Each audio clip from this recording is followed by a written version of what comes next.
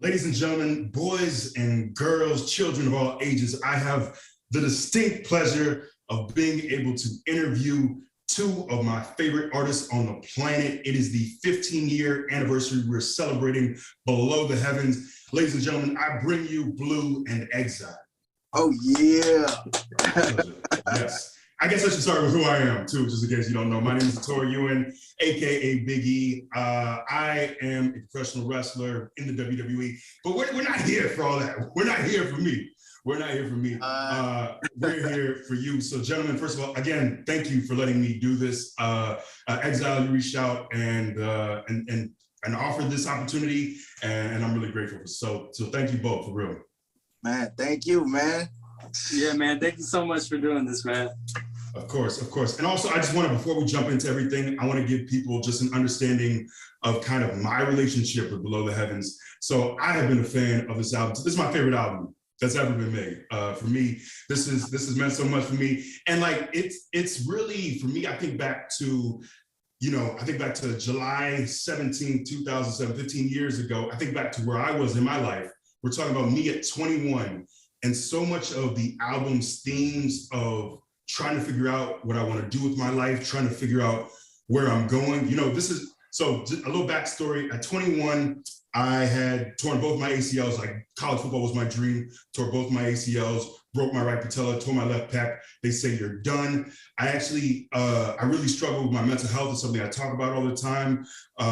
Really struggled with depression. So I was actually in the psych ward, really struggling. And now when this album drops, when I find this album, thematically, it's just, I'm thinking of all the things that Blu's talking about, of trying to figure out where I'm at in life, what is my legacy, who am I going to be? So it just really resonated with me, and it's a really beautiful album. So thank you, too, for making a classic. Oh, man, thank you, man. That's a lot of love right there. Beautiful, beautiful. Well, let's jump into it. I guess for me, let's go back to 15 years or more ago. If you two can kind of take me back to where you were. When did you first meet? How did you first come together? Where were you at in life, just in general? Man, I was about 19 years old. I was finishing up a project that I was working on myself, you know what I mean? That like an engineer was helping me put out, and I was featured on this album, science project. What's the name of the album? Polititainment. And me and Aloe Black were the only features on there. And they threw a dinner party or a lunch party and invited us out. And I met Aloe Black, and we was chopping it up and talking about our favorite artists. We both dug Elzai at the time, you know what I mean? He was the illest. And he was like, yo, you got to meet my DJ. And I was like, well, I got a show coming up. Tell him to come through to the show. And sure enough, I'm rocking at the Rumble Room in Universal City Walk, and Exile rolls up, you know what I mean? I had no idea he was Exile, you know what I'm saying? He had this long ponytail. You had to bring up the ponytail. Damn it. I was like, yo, he was like, yo, I'm Exile. It was a man bun. My old DJ name is DJ Man Bun. I love it. And man, he was like, yo, I'm working on a project, Dirty Science. I want to get you on it. You know what I mean? Your show was dope. I was like, oh, hell yeah, I'll be honored, you know? I had actually checked out a mix CD that my friends gave me of all these Eminem songs, and I was blown away. It was my first time hearing Eminem. That's me and Aloe's first group when he was rapping. Yep, Aloe Black and Exile. And that definitely reminded me of like the Pete and CL Main Ingredient. It reminded me of the Slum Village, but it was like very introspective, you know what I mean? It was like deep. And it had this like these ill Brazilian guitars, all kind of shit that I was just really feeling at the time. You know, I only had like, I could relate to a few songs that made me feel that way, like the Main Ingredient album and like the Far Side Running joint, you know what I mean? But it had these beautiful like guitar beats all over it. And I was just like blown away. And so when I met Exile, I was really down to work. And yeah, we cut our first song, Party of Two. And right after we cut the song, we was like, man, we got to do an album together. You know what I mean? I was like 19 years old. You know what I mean? That's incredible. Yeah, I just kept on hearing about this cat Blu, and that I got to meet him, and then yeah, eventually we did. And yeah, after our first song that we made together, we started describing the type of album we wanted to make. You know, we pretty much just wanted to make like, you know, like a Reflection Eternal, or like, but for the West Coast. You know, we wanted to make a conscious album for the West Coast, you know, but also something that's, you know, spans further than just, you know, a conscious album, but something introspective. And I believe we did it. So yeah, you definitely did. You definitely did. But when you were making the album, did you realize how special it was? Did you know in that moment? Well, you know, we started making songs, and yeah, there was times where we would look at each other like, man, I think we got a classic. I think we got a classic. And then there'd be other times where we're like, we got to go back to the drawing board and keep making stuff. We got to cut all these songs right here. We need this type of song. And we were very like particular about how we wanted it to come about. But for me, I'm pretty sure we would teeter between this being a classic or garbage. So, but I think that's what kept us sharp and kept us able to make something that could stand the test of time. Certainly, certainly. Now, how was the music industry for you two back then? Like, when I think of it as a fan, I think of being in college, I think of the blog era, and I think of like, that's what I think of, like, you guys just as a staple of that era of finding dope music and being able to find dope music from, I'm in Iowa at the time, and I'm finding dope music from Cali because of the blog era. And I think of you guys as such like a staple of that era. How was navigating the industry and trying to make sure that your work was heard at that time? Well, I came from the pre-internet era where I was making mixtapes, like actual cassette tapes, and I would do like a mix on one side with like different known artists, you know, and just do my mix and my turntablism.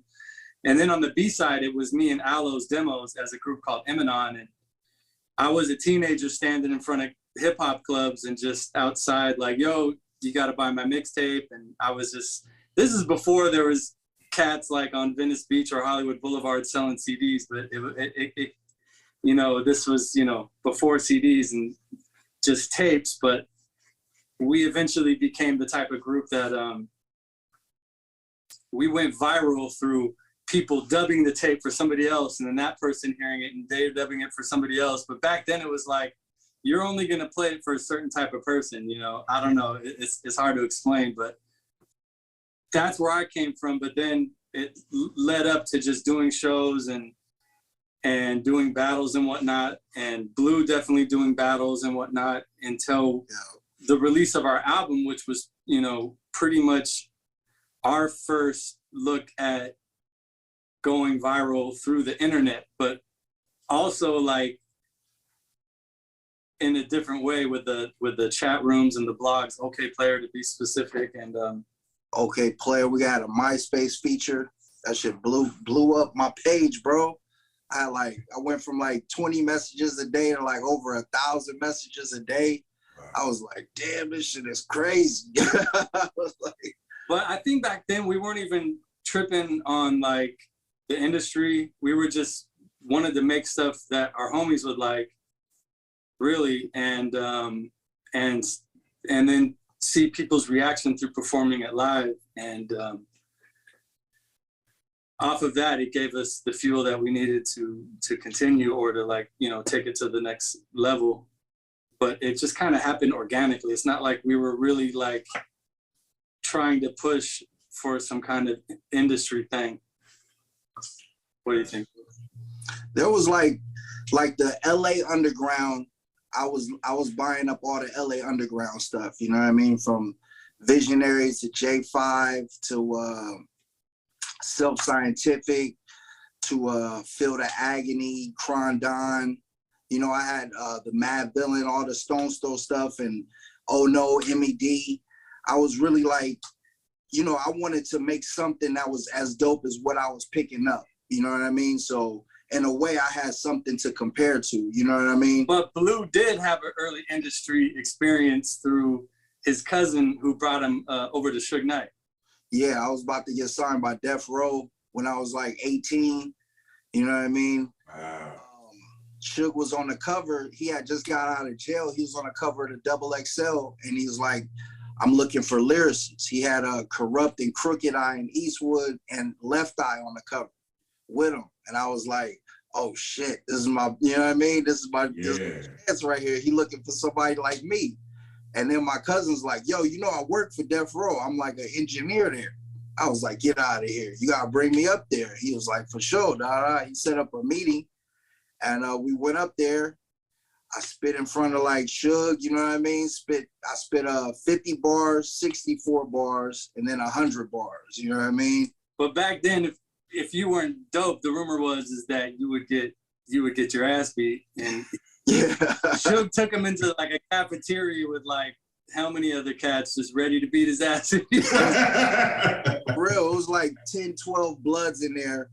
He walked me in, and they all watching TV. He was like, he walked me in the room, and we didn't even talk before that. He was like, just follow me. And I was following him. We go into the cafeteria. There's all these dudes watching TV.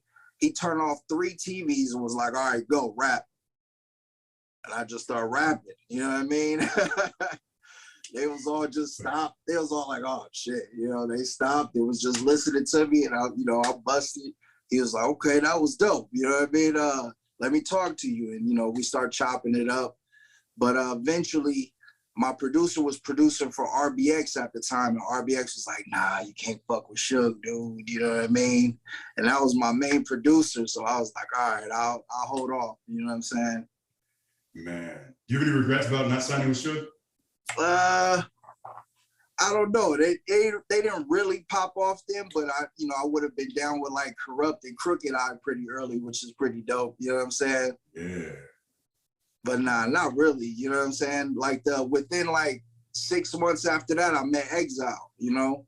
And I was into like, you know, Pete and CL and all the like, you know, Gangstar, Moment of Truth was my shit, you know what I'm saying? High Tech, Dilla. And Exile had that sound, you know, and he had the cuts. I couldn't believe it when I heard his beats. It was just so authentic, you know what I mean? And so like real hip hop shit. And I was like, dude, I got a chance to make like some real shit. You know what I'm saying? Not like we was making like some Baby Dipset shit. You know what I'm saying? You know what I mean? It was pretty dope, but it wasn't like too authentic. You know what I mean? Right. Yeah. When we were making the album, we were trying to figure out what style to go, because I knew we had that style too, and we were just really going through mad styles and just like, you know, giving more energy to a certain style or like more introspective stuff, because, you know, and that's you know, shaped up. Eminem was a big influence on my direction then too. You know what I mean? Right, got you. And now going back into the shaping the album, did that, deciding what you wanted it to sound like and the concept, did that come together quickly, or was that a work in progress? It took 2 years, you know what I mean? It took 2 years for us to, like the first year I was signed, Exile got me signed to Sound and Color, and I was trying to work with different producers, and it just wasn't working out. And me and Exile, we had a couple joints already. And I hit him up. I was like, yo, let's, you know, work on a new joint or what have you. I went to his house and we did this joint. We did I Am Blue. And I was like, bro, you just sampled fucking Sesame Street, bro. You know what I mean? Yeah. I was like, bro, you got to do the whole album. You know what I'm saying? And he was like, I'm down. You know, I went talked to the label. They was like, you want to have Exile do the whole album? I was like, dude, Exile's going to do the whole album. It was like, all right.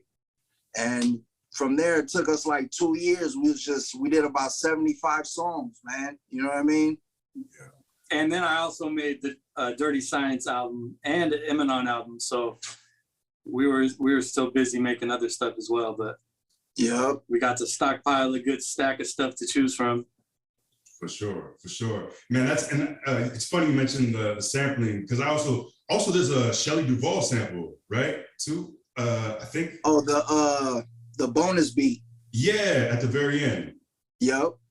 But one of the things I'm like, when you're talking about sampling Sesame Street and that Shelley Duvall track, I've never heard anything like that in hip hop. Those are like some really out of the box samples. So Exile, like, I mean, can you give us some insight into your decisions? You know, kind of what you choose to sample from. Just because just a lot of your stuff, to me, really, I love your sampling. To me, is incredible. It's my favorite album as far as just sampling is concerned, and just some of the out of the box decisions. Can you give us some more insight into how you selected what for Below the Heavens?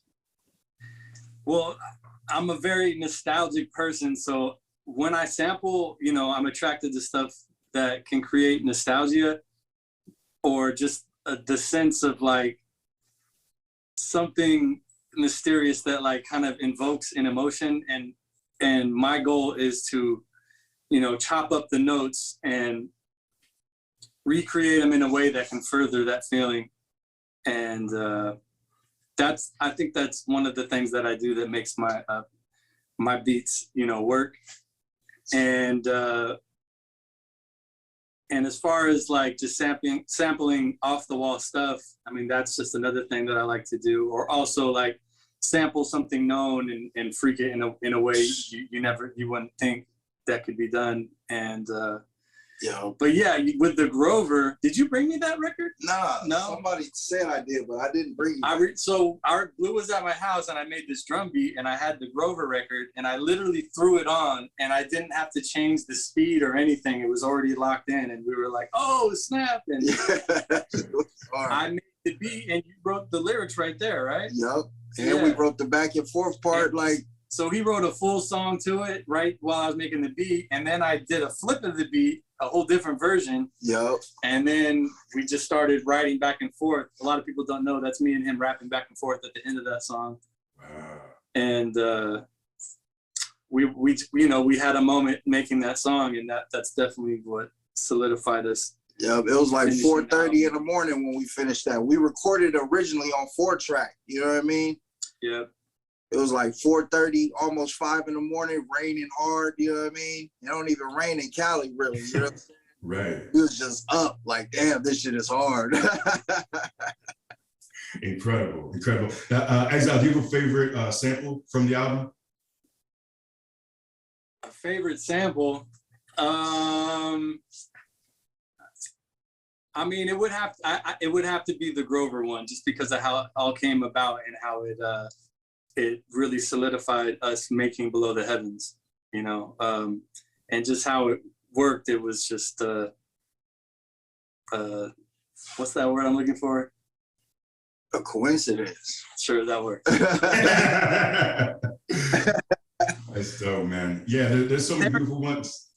I think, was it the OJ song, How Time Flies? Yeah. That's an OJ song? Yeah, that's a beautiful one too. Blu, do you have a favorite bar from the album? Oh shit!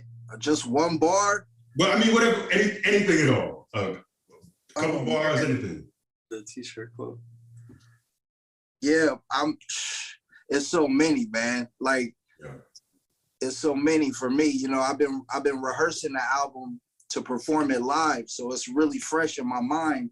And really, it's just so many moments for me that were just like, and almost every song, you know what I mean, is something that I could really identify with. But wrapping up the album on the song The World Is Below the Heavens, you know, like the last bars of each verse kind of sums up the whole theme of the album, you know what I mean? So like those bars, you know what I'm saying? How's it go? How does it go? No pressure, no pressure.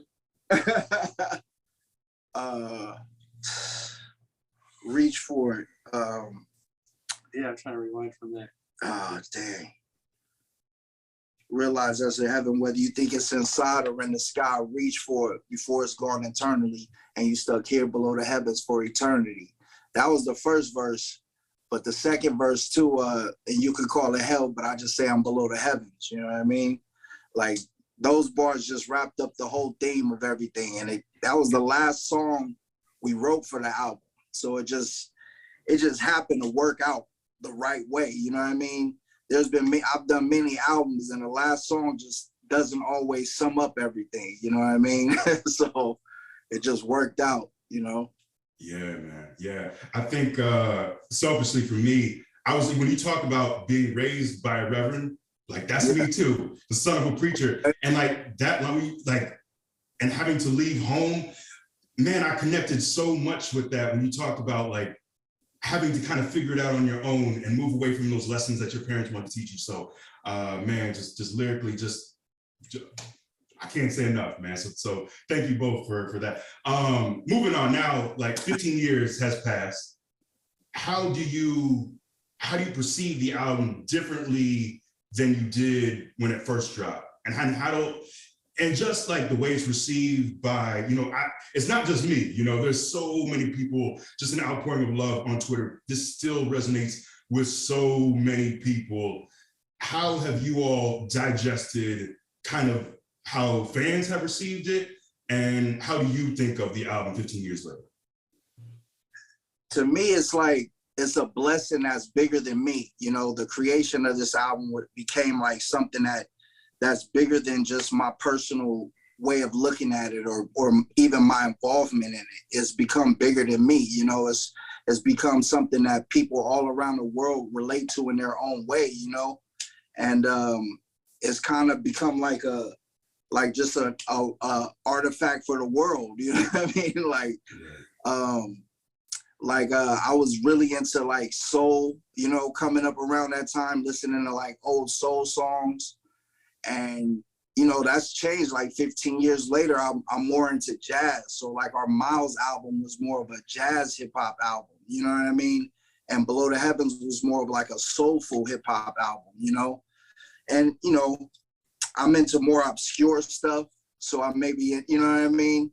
But the fact that is how it resonates with people 15 years later is, man, like it's bigger than me, It's huge, man. For sure. Exile? Yeah, I mean, I think it was just a prayer answered to be able to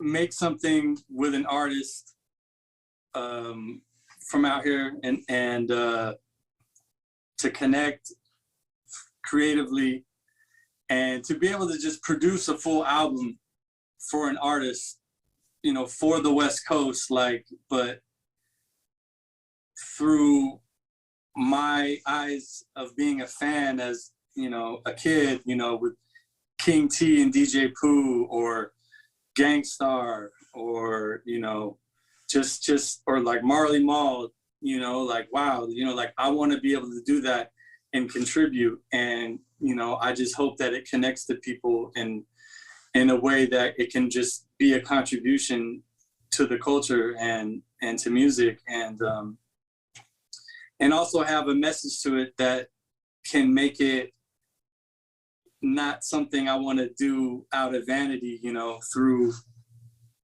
which is really happens through Blu's words. But I feel that I am a part of like how it was that, through just us having conversations during the creation of the album. And to me, it's just like, wow, like we did that and people took it as a message of positivity and took it as something that is very much so one of the bricks in, the great home of hip hop, So I feel majorly blessed to have helped and be a part of that. And it lets me know that I can do that. And I just want to continue to do it the best I can. So, yeah. That's beautiful. Oh, that's beautiful. Oh, also, before I forget, I got to ask. So there's a skit where Blu, you're going off on Exile. Exile doesn't like me. His beats like me. It's something I always wondered. Like, are we just in the studio having some fun, or is this like a real moment of tension? Well, It's a reflection of a real moment, but it was a playful moment. We've had moments like that, you know what I mean? But that moment exactly was more playful, you know what I'm saying? I mean, if you hear in the background, I'm like, I said something like, fuck you, Blue, get in the booth. Yeah, yeah. I mean, damn, 75 songs. And I mean, part of that had to do with how relentless I am, but I don't know if I was alone in how relentless we were as far as how much we wanted to create, but I definitely was like, no, we got to make more. We got to do this. And maybe tell me if I'm wrong. Maybe it was just a reflection of how hard I would push Blue. And, you know, and this was just one of those days, I don't know, where I was like, I was joking around, but I was, you know, also like. It was like the fifth take or the seventh take of the same verse. I would have him do, I would put him to work, you know. I'll knock out the verse first time, you know what I mean? One take, Jake. I'm an MC, so when I make a beat, I like rap this A song in my head of like what I envision it to be, and then I try to convey that, you know, there's, you know, people, you know, they produce vocals, you know, there's definitely some stuff Dre would do, so, you know. Certainly. Blue, top 5 MCs ever. Oh man, this is easy, you know. KRS, you know what I mean? Easily, just the most important hip hop artist to me of all time, you know what I mean? Ice Cube, you know what I mean? The leader of the coast, you know what I'm saying? And just his productivity and how he came into the game was just, I think, more lethal than anybody, you know what I mean? Nas, third, you know what I'm saying? He did my favorite hip hop album of all time, Illmatic, you know what I mean? Fourth, Common, who I patterned myself after the most, you know what I mean? He kind of like taught me the most growing up, you know? I related to Common the most. And fifth, Planet Asia, you know what I mean? Just the MC that I always wanted to be like. When he first came out, that was exactly who I wanted to be, you know what I mean? The style, the delivery, I was like, dang, this is what I wanted out of a West Coast MC. So I would say Asia for fifth. Beautiful. Exile, top 5 producers ever. Ooh. If I could do a crew, I would do LA Posse. Okay. Which what? Number one? Is so underrated. That's hard. They did like the whole LL Cool J I'm Bad album. They did Walking with the Panther. I was a huge LL Cool J fan, and I had no idea Mama that said it knock was you them. out. I knew about DJ Bobcat, and I remember there was a dude who wore a Bobcat hat at one, you know, LL Cool J had 2 DJs, Cut Creator and Bobcat with a Bobcat hat. But little did I know, it's Bobcat from LA, and DJ Pooh was also part of LA Posse working with LL Cool J, who then they had a crew called the Boogeymen, who did Death Certificate. Oh man, which is the hardest West Coast album it's of all time. One of my, you know, people, I don't think that album gets second to Chronic. Mentioned enough, just as how it is like politically and how it just captured that, you know, LA at that time is just incredible. And the way the samples were just, and the beats were made were, you know, there was nothing like it. And I got to give it up to LA Posse, you know, yeah. That's hard. Second, I gotta go with Primo. Ooh. Not just for his beats, for his scratches, you know, like. Dang, that's hard. He's the king of funky scratches, you know, like there's all kinds of like technical DJs who could just, you know, but yeah, you know, if you don't have the funk, you know, you're just exercising. No, I don't know. That's a bit harsh. I mean, I love me some cuts, but he knows how to just do like and just like blow your mind, you know. Primo. Yeah, he's, you know, undeniable. This cat doesn't get mentioned enough. DJ Muggs. You know, I first started listening to him when he was with 783. And then when they came out with the first Cypress Hill album, I think this is just me speculating, but I think that album and that style of production was way more influential than people realize. Like, I think it like inspired the RZA, you know, to do something that grimy, but in his own way, and have it be, you know, sound super raw. I mean, I'm speculating. You know, I know it inspired Madlib, it inspired me, you know, and Muggs doesn't get his flowers for just creating a whole style. Like, I mean, yeah, you know, it made me think of Marley Marl.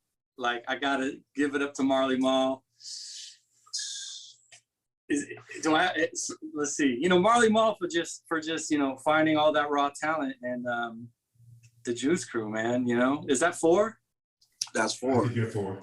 I want to say RZA, but I also want to mention EPMD, man. Like, their beats were crazy raw over too, Dre you know? and Pete Rock, man. Damn, all right. All right, fine. And then we'll end it with Dre. Yeah. Shout out to, you know, his mixtapes that I used to hear from the Rhodium Swap Meet, you know, back when he would just set up a karaoke machine and record Eazy-E, you know, rapping over other people's beats. That's like the origins of what, you know, became mixtapes, where people were rapping over other people's beats. They were like doing it real raw. It almost sounded like they recorded it straight from the swap meet. So yeah, Dr. Dre. Beautiful. Hell beautiful. yeah. Both solid lists, real solid lists. He's saying Dr. Dre, but 5 is not enough. I know. I hate making lists personally, so I decided to put the pressure on you. Y'all make the list. Y'all got this. What's your top 5 MCs? No. Top 5 rappers, bro. Oh, top 5 wrestlers. Okay. Oh man. Yeah. Goldberg's my favorite as a kid. Like, my top 5. I'm not gonna say he's not the greatest worker of all time, but the way that he grabbed the crowd. You watch those old WCW shows, especially at like the Georgia Dome. The place is going insane. So Goldberg's my number 1.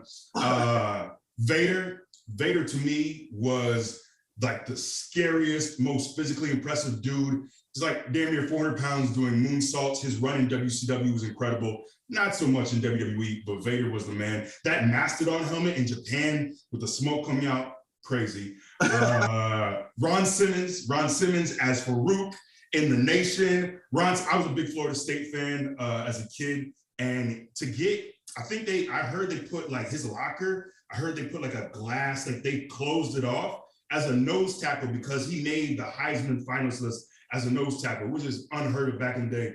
I also used to hear stories of him at Florida State, just walking in, putting 400 pounds on the bar, repping it out for like a set of 10 and walking out. Like, he didn't work out. He would just come in occasionally and throw around a bunch of crazy weight and leave. So Ron Simmons, just for the weightlifting accolades alone, he deserves it. That's 3. Scott Steiner, if you watch the Scott Steiner, I don't know if you've seen his promo in TNA, the Scott Steiner math promo. Look it up if you like crazy off the wall promos. But Scott Steiner was a beast. And 5th, man, that 5th slot is going to be, you know what, Daniel Bryan. Daniel Bryan is the one contemporary Bryan Danielson, Daniel Bryan, whatever you want to call him. I think you can argue that he's the greatest of all time. So that'll round out my top 5. What, no Hulk Hogan? I mean, you're trying to get me in trouble. I can't put it on the list. I can't do that. Speaking of famous people, is there anyone that was a fan of the album or reached out that kind of blew you away? Is there anyone you've interacted with? Obviously, Big E, bro. Not me. Anybody that's not me. For people who don't know, by the way, I decided, because I just love the album so much, I actually had my guy, Jonathan Davenport, who designs my gear.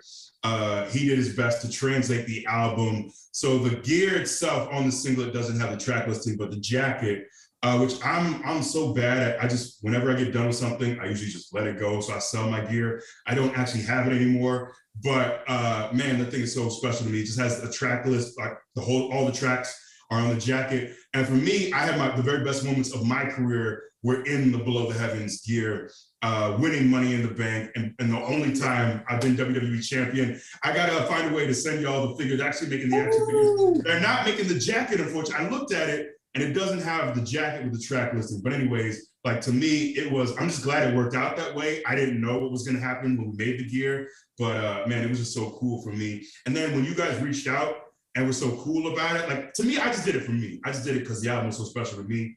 But when you all reached out and showed so much love, it just made it mean even more. So I thank you for just being so cool about it all.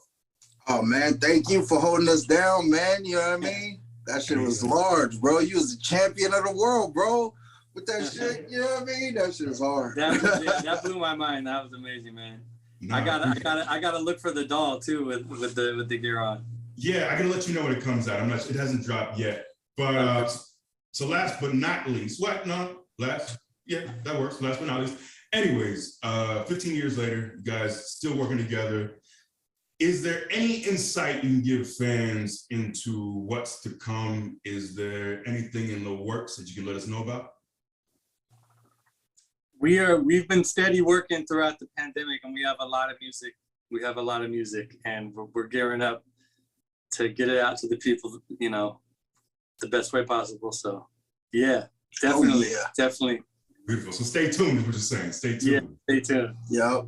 Beautiful, beautiful. Well, man, this has been special for me. I can't thank y'all enough for just letting me have this time to talk about the album. Congratulations to you both on just the outpouring of love, man. You made something truly special that 15 years later still has stood the test of time. So thank you both, and I appreciate y'all for joining me. Thank you, bro. We're honored, man. Holding us down, man. Thank you. Good to finally meet you, bro. Yes, sir. See you in person soon. Yes, I'll be at the San Francisco show, the 30th. I'll be there. Oh, hell yeah. Nice. Yeah. So I can't wait, man. But thank you guys so much for real.